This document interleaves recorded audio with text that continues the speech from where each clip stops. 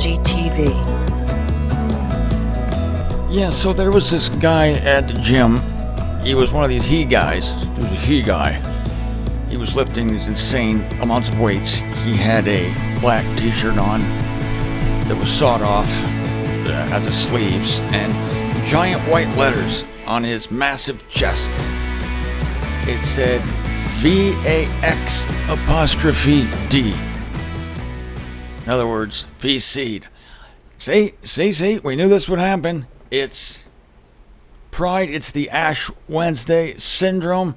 I've got it. I am a winner. I'm a sheep. I'm a follower. I obey. As if that's a credit. As if that increases your score on the individuality chart. But this guy didn't care. He was too busy with his pecs. Martin Zender here from the edge of the bottom of the Floridan Peninsula, making sense for a living. Now, I've been criticized recently for warning people about the VC. I'm just saying.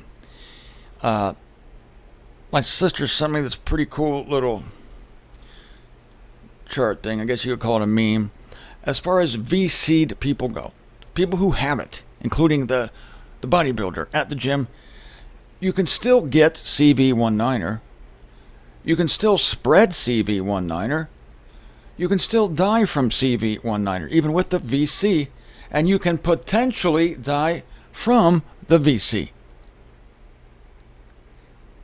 I'll get into that in a second. But now that concerns the V-seed. Now what about the un-V-seed people? Well, they also, like the V-seed, they can still get CV19er. They can still spread CV19er. They can still die from CV19er. So it's exactly the same as the V-seed people until we get to the last point. They cannot die from the VC. So what is the advantage of having the VC? Except, of course, when it becomes mandatory and you can't go to a restaurant or fly or buy or sell without it. Yeah, then it would be quite the advantage to have it. But as of July 16th, 2021, 12,001 deaths from the VC and 535,455 adverse events. Yeah, adverse events. So there you have it. Now, I want to talk to you about government. This is maybe a little civics course. There's some young people who don't, really understand maybe the details of why there are different governments. Are there good governments? Are there bad governments? Is it true that all governments are the same? Does God hate government? What's the deal with government? Well, it's a good question. And old Martin Zender here is going to help you. Now, I've heard people say, in our camps, all governments are the same. It's like, are you kidding me? Well, okay, if you think that's true, go live in North Korea for 3 months. Or Venezuela, where they eat zoo animals to stay alive. Or Cuba. All governments are not the same. Not all systems of government are the same. Having said that, all human governments are destined not to bring the peace and plenty that humanity craves. They're all destined to fail. Now, some fail more spectacularly than others. Communism, for instance, is a huge failure. It fails spectacularly. It turns people into slaves, makes dictators out of people who feed off power, results when leaders who come to power by violence usually confiscate the wealth of the people and they redistribute it as they see fit. And what do you know? They always get the most. That's called communism. Socialism is a short step. It's the same idea. It's the same principle. Socialism is we're going to take a lot of money from working people in order to give it to non-working people so that the non-working people don't have to work, and the working people get pissed and leave and go somewhere else where the taxes are lower. Now, I'll make somebody mad here. There's no doubt I'm going to make some people mad. But I'm just going to tell it like I see it. And again, you can turn this off anytime. I'm going to make God points. This isn't just a talk on government. I'm going to make God points all the way through. Wait for it. It's coming. Don't worry. People say, Martin, are you a Democrat or a Republican? Are you a conservative or a liberal? Look, it's not about that anymore with me. See, I have a saying, and it's like this. It's not whether you're Republican, Democrat, conservative, liberal. It's about big government or small government. It comes down to liberty or tyranny. It comes down to free speech or censorship. I'm a champion of free speech. I'm a champion of small government. Because as soon as government gets large, human beings can't handle having such power. They can't handle being in charge of this monstrous thing called the government, which never produces any goods or services. And they become corrupt. And then they want more and more, and it eventually leads to dictatorships. That's how it always works. Why? Because power corrupts, and absolute power corrupts absolutely. So we could talk about left and the right. The left in this country, or other countries, favors big government. The left thinks it's the government's responsibility to take care of people, rather than making it the people's responsibility. This is all noble sounding. And the thing is that it is said that people on the left are compassionate because they want to take money from the working class and they want to give it to people who are needy, who feel that life has cheated them, and they want to gift people with things that really shouldn't be gifted, which should be earned, because it is in the human breast to work and to earn. Some people can't. And for those people, yes, we provide for them in this gorgeous, generous country. We do. We have a social security system. We have safety nets. All great, all needed. All needed. But of course, it's bad when it becomes abused. People take advantage of getting things free. When you get something free, you don't appreciate it. You squander it. And you feel entitled, and you get all spoiled. People are designed by God to work and produce. That makes you feel good about yourself when you work. If anybody out there, doesn't have money, the left will tend to tell you, well, don't worry, we'll punish the people who have accomplished things, and we'll get you their money. And these people, yeah, good, punish them. What? So you can sit at home and not do anything and just go spiral downward, right? Here's the thing. The right believes in small government. Let people be self-sufficient. To give you an example of how the right and the left see things, as far as compassion goes, the left defines compassion as, let's see how many people we can get on food stamps. And they brag about how many people they give free food to. That's how they judge compassion. On the other side, the small government side, the right side, they judge compassion by how many people they can get off food stamps. Well, Martin, that sounds terrible. You're taking their food away. Well, Scripture says, if a man is not willing to work, neither shall he eat. See, there's a principle. It's in the Bible.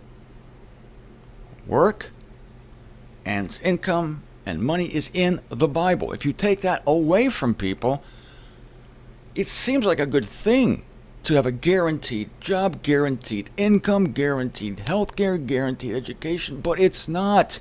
It produces spoiled brats who don't appreciate anything. See, that's why the right side look like meanies.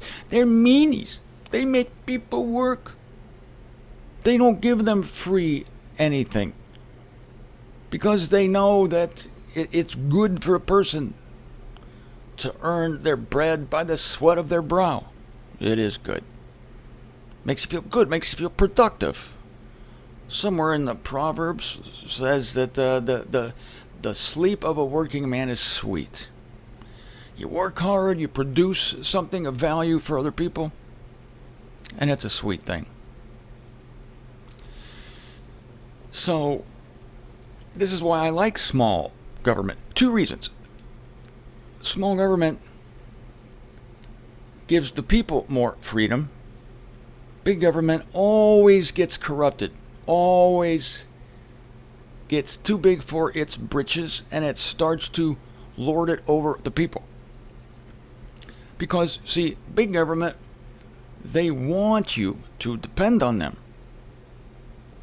And so they have ways and means of keeping you dependent, all while disguising it as compassion. We're very compassionate. We're going to give you a free education. By doing this, they can't afford it, the government, because the government doesn't produce any goods or services. They have to get money by stealing it. What? You're telling me the government steals money? Yes, it's called taxation. It's involuntary. Nobody volunteers. They take it. They confiscate it from working people. And the harder people work, the more they take. This shouldn't be that way. Because when they start taxing wealthy people at exorbitant, ridiculous rates like 70, 80%, the wealthy people say, we're getting the heck out of here. This is why most of our products started being made in China. Because it was cheaper to manufacture it there. And the taxes, were lower. The taxes were killing people. High taxes. Big government, high taxes. Small government, low taxes. People keep more money. But then the poor people don't get free stuff. That's right. And they go to work. Unless they can't work, then we'll take care of them. But they kind of have to prove it. Well, I only got one leg. Okay, good. You qualify. I mean, it's not good that you have one leg, but okay, you qualify. So what's really compassionate?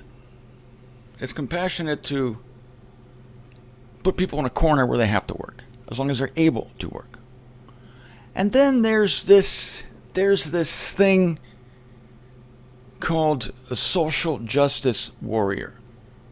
And the left side of the fence is full of people with good intentions. Good intentions count on that side. You might call the left side the liberal side. Goes hand in hand. You might call the right side the conservative side. But I don't like these labels. I don't like to be called a conservative because I'm not. I don't like to be called a Republican because I'm not. I'm a guy who loves small government and free speech. Oh, speaking of free speech, guess who in this country is shutting down free speech? It's the left side, the big government side. Why? Why? Well, some people might not like this explanation, but here it comes. Because the left have terrible ideas. Absolutely terrible ideas. High taxes. Let people across the border, let people from other countries across the border freely and give them things, which makes no sense at all, especially when you're punishing your own citizens for working hard. And they want to give free things to everyone. And they want to take away people's guns. These are all the bad ideas on the left. Well, why would they want to take away people's guns? Because in our Constitution, there's an amendment, the Second Amendment, which says that the citizens of the United States have the right to keep and bear arms. Well, why would that be? So they can shoot deer? That's the argument of the left. They say, well, we need to outlaw automatic weapons. You don't need an automatic weapon to shoot a deer or a turkey or a grouse. Hey, the weapons aren't for turkeys, deer, and grouse. The weapons are for you. That's right. Our framers of the Constitution, these men were very smart. They wanted the people to be able to be armed so they can protect themselves from the government. That's the thing. So you have to suspect people when they want your weapons. Why would they want them? Because if they plan to, like, take you over someday, which they do, they won't be able to because you might shoot them. That's the idea. If the citizenry of any country give up their weapons, then they are subject to takeover. Not saying the government's going to take them over right away, but the road is open. That road is open. And the people will have no option then. They'll have no option. The government is supposed to fear the people. The people are not supposed to fear the government. Government exists to serve the people. Whew, that idea's gone out the window. So the right side of the fence, they want to keep that going. It's just serve the people. But the left side, the liberal side, wants to control the people. So they have a bunch of bad ideas. So the reason they're against free speech is because the left side is emotion based. The liberal mind is very emotional, very, well, we want people, we want puppies to be happy and kitties to be happy, and we want everybody to be happy, and we don't want anybody to lack. And so they have this emotion based need. And there are some people who are liberals and lefties who are legitimately concerned. They don't realize, though, that for their leaders, it's all fake. It's all feigned. It's all a posed compassion. But if you look at the results of their policies, it leaves wreck and ruin behind. Just look at the cities in the United States run by the left. Detroit, Chicago, LA, Baltimore, DC, they're all a mess. People, the poverty is crazy. The crime is out of control. Why is the crime out of control? Because we shouldn't be mean to criminals. Criminals are humans too. That's why. That's why. So they have bad ideas. And they're so emotional that they can't argue their ideas intellectually. People on the right, i.e. the conservative types, they can. They love intellectual arguments. That's why you guys are so mean. You're so uncompassionate. It's all in your head. You just think too much. Well, we do think. But see, the left can't handle arguments. They can't defend their policies, so they have to shut down the opposition. And that's what they do. They shut down the opposition. That's what happens when you have to do that when you have bad ideas that the people don't like.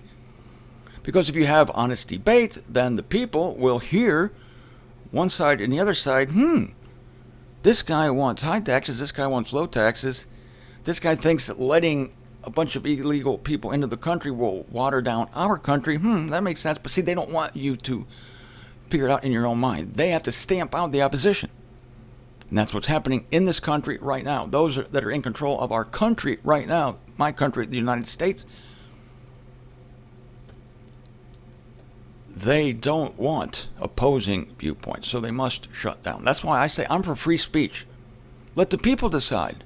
But see, in any tyrannical regime of any time in history, the government had an arm called the propaganda arm. And the propaganda will shut down regular news, they will shut down debate, they will shut down opposing voices, and they will tell the people what they need to hear. But of course, it's all made up by the regime, because the regime decides what you should believe and what you should want. And that's happening in this country with the left. You could call them the Democrats if you want. Is that they want to shut down debate. And it's strange that the main news outlets in the country have become an arm of that party called the Democratic Party, in that they are shutting down the news that they don't like, and they are promoting. For instance, just look at what happened with the orange guy and the exhumed body. The orange guy could do nothing right. The guy could have cured cancer, and they would have criticized the hell out of him.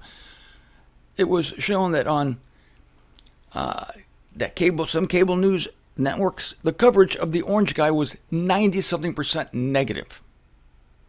So they definitely had an agenda to get rid of the guy. Why? Because he was a man of the people.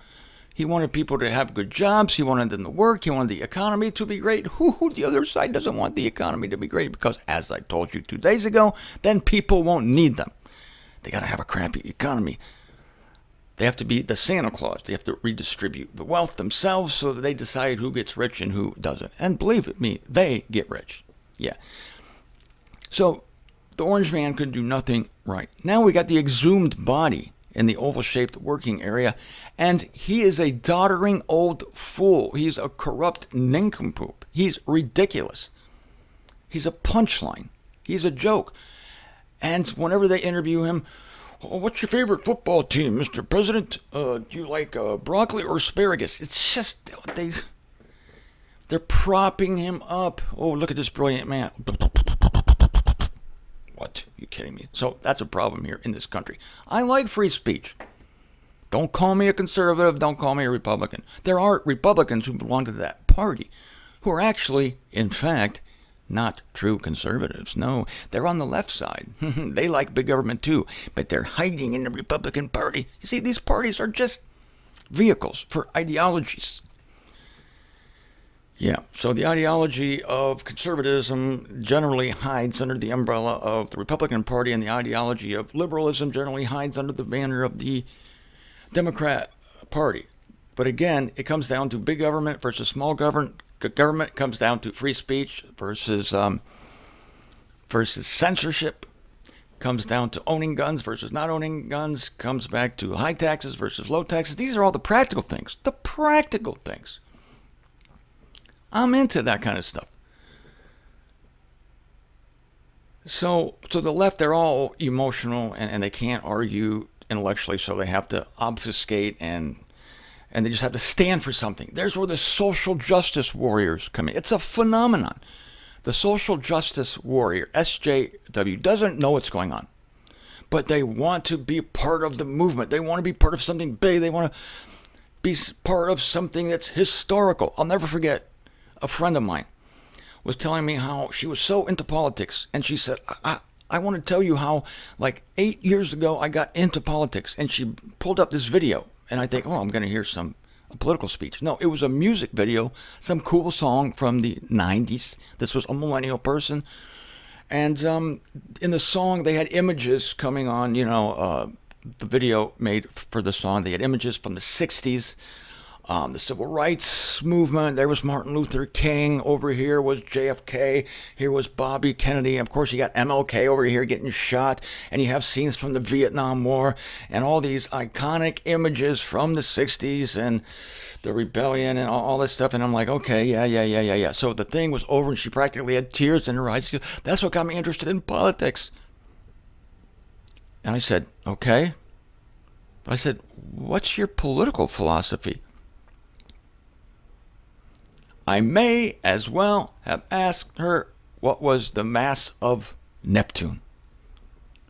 She had no answer whatsoever. Did not even understand the question. That's what a social justice warrior is. It's just someone who wants to look like they're involved. These are the people that go to rallies and they yell and scream and, orange man is an idiot, orange man is an idiot, orange man lies. And when you go up and ask them, like, why?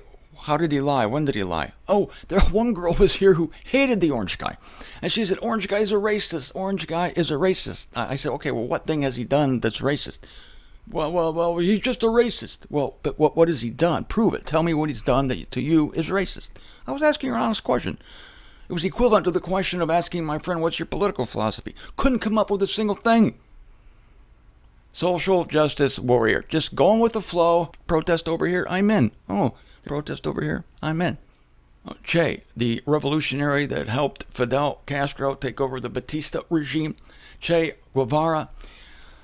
For some reason, he's become a poster boy for rebellion, and the kids like to wear the t-shirts of that classic image of Che where he looks all cool and he's just a swarthy figure. Cuts quite the image there with his beret and his beard. A lot of times he had a cigar in his mouth. The guy was a killing machine. He was a killing machine. He loved executing people. Read about the guy sometime. But that doesn't matter. And I saw a funny cartoon. It was a t-shirt with Hitler on it, Adolf Hitler, and then at the bottom it says, my Che t-shirt was at the laundry. Yeah, that was a good one. Mao Zedong, the guy who executed millions of people. He's a hero because kids don't know nothing. They don't know history. They don't study history.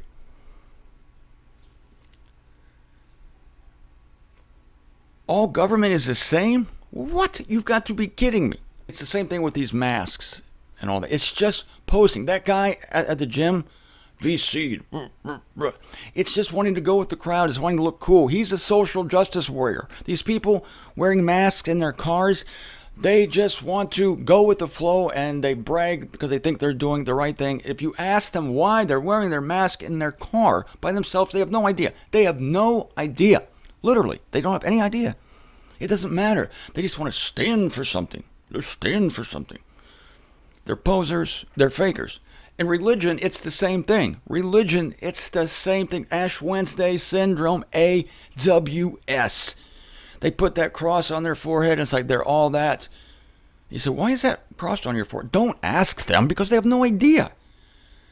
They believe in eternal torment. Ask them, well, how can a loving God... They don't want to hear it. They don't want to be asked logical questions. So I can put religion in the same category as leftism. And again, many of the people in leftism think that it's a compassionate political party, but it's not. It's not. It seeks to build itself up. If you give it free rein, socialism will become communism because it's the same concept. Big government, confiscate money from working people, redistribute it. I got to tell you one story about redistribution that I'll check out. Although it's a good story.